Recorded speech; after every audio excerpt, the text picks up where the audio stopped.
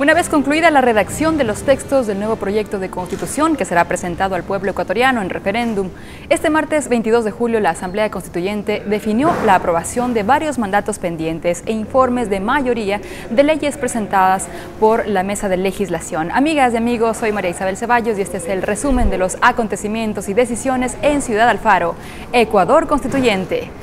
Aquí iniciamos. El presidente de la Asamblea, Fernando Cordero, respondió este día a reacciones de distinta índole al interior de Acuerdo País sobre la acusación del presidente Rafael Correa de que en esta coalición de movimientos existen 20 infiltrados a quien no señaló sus nombres.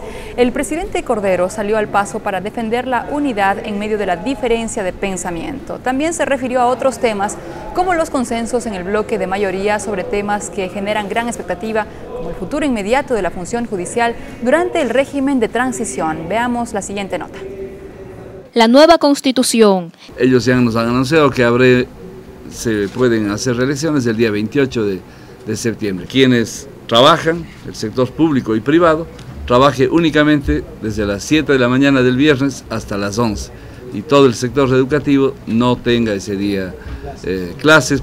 Nuevamente con pena le oí hablar al señor Nebot, al alcalde, decir que es el colmo de centralismo.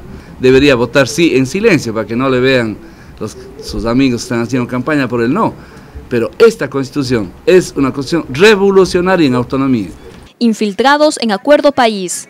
Yo creo que no es el primer presidente que tendría que decir que sus palabras fueron más allá de sus definiciones. Aquí todos somos infiltrados. Acuerdo País es un movimiento de movimientos.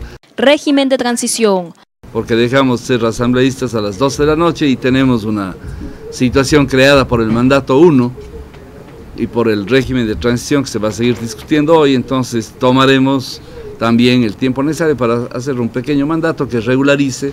En las urnas les eligieron a los señores que están en receso, que son diputados. Solo por las urnas se pueden ir ellos a su casa. Corte Suprema de Justicia. ¿Por qué quieren inventarse algo? Déjenles a estos jueces que a la final fueron seleccionados como un método igual. Nosotros creemos que esos jueces no están de acuerdo a la Constitución, por tanto deben irse. ¿Cuándo deben irse? Cuando no le ocasionen problema al país. No estamos empeñados en nombrar nosotros, de no ya lo hubiéramos nombrado. Mandatos por aprobar. Que el día de mañana, porque solo nos queda mañana, recuerden, podamos aprobar todos los mandatos, entre ellos el agrícola, que nos parece importante. Y ahora les comentamos cómo quedaron los textos finales para la aprobación de un régimen de transición. Esto quiere decir el escenario mientras se convoca y realiza el referéndum aprobatorio de la Constitución y de aprobarse el sí mientras se convoca a elecciones generales. En el caso de ganar el no en dicho proceso, los congresistas electos en el 2006 volverían a sus curules y no se produciría cambio alguno en el resto de instituciones del Estado. Veamos en el siguiente cuadro lo referente a los cambios que se produjeron en la función judicial, en el régimen de transición que se aprueba este miércoles. Régimen de transición. Artículo 20. Corte Nacional de Justicia. A los 10 días de proclamados los resultados del referéndum aprobatorio, terminan las funciones de las 31 magistradas y magistrados de la Corte Suprema de Justicia. El Consejo Nacional Electoral organizará un sorteo público entre las 31 magistradas y magistrados de la Corte Suprema de Justicia para escoger las 21 juezas y jueces a quienes se les encarga las funciones y responsabilidades de la Corte Nacional de Justicia hasta que se designe a los titulares, con aplicación de los procedimientos establecidos en la Constitución.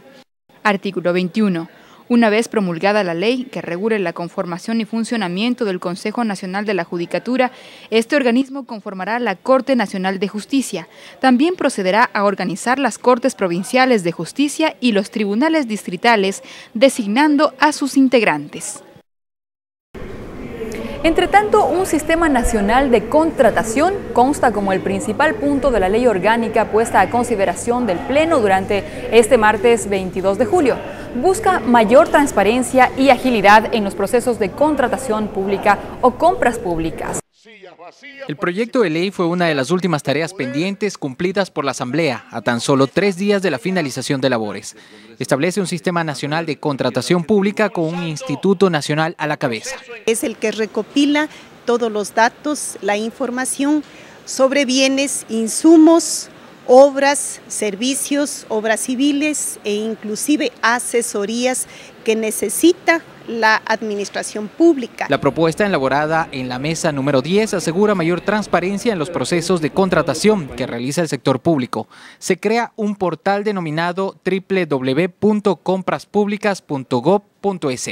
Prácticamente se registrarán todos los oferentes del país entero en un solo listado. Otro de los objetivos es dar agilidad.